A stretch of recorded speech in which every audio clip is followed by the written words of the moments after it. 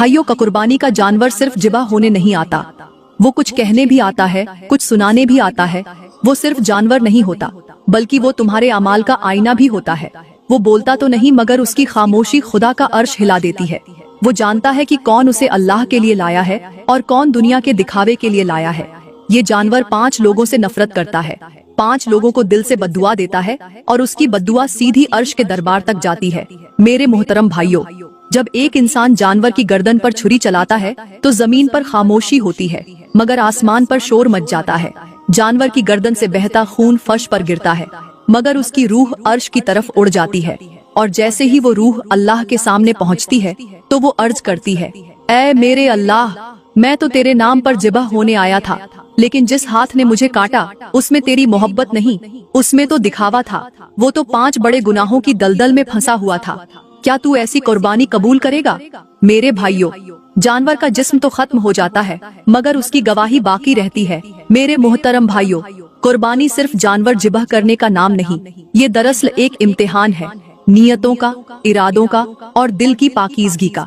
जब तुम जानवर की गर्दन पर छुरी रखते हो तो वो लम्हा सिर्फ तुम्हारे हाथ का नहीं, तुम्हारे दिल का भी इम्तिहान होता है। मेरे मोहतरम भाइयों, अब बात करते हैं कि आखिर वो कौन से 5 गुनाहगार लोग हैं जिनको कुर्बानी का जानवर बद्दुआएं देता है। जानवर तो खामोश होता है, लेकिन उसकी रूह अल्लाह के हुजूर फरियाद करती है।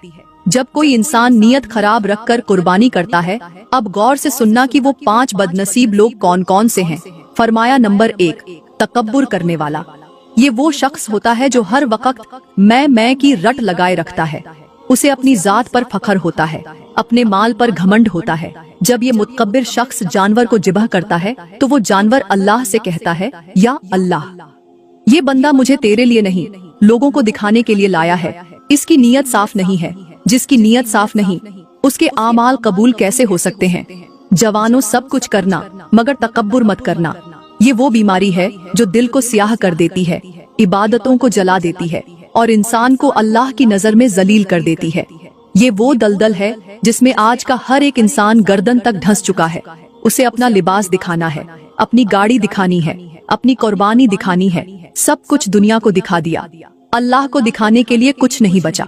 मेरे भाइयों, जो इंसान तकब्बुर करता है वो दरअसल रब से मुकाबला करता है, क्योंकि तकब्बुर सिर्फ अल्लाह को झेप देता है, बंदे को नहीं देता।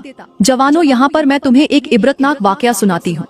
जवानों, रात की तारीकी में एक जनाजा कब्रिस्तान की तरफ बढ़ रहा था, मगर हैरत की बात ये थी कि जनाजे के पीछे सिर्फ 3 लोग थे। किसी मैयत के पीछे हजारों लोग होते हैं और कोई मैयत 4 कंधा देने वालों के लिए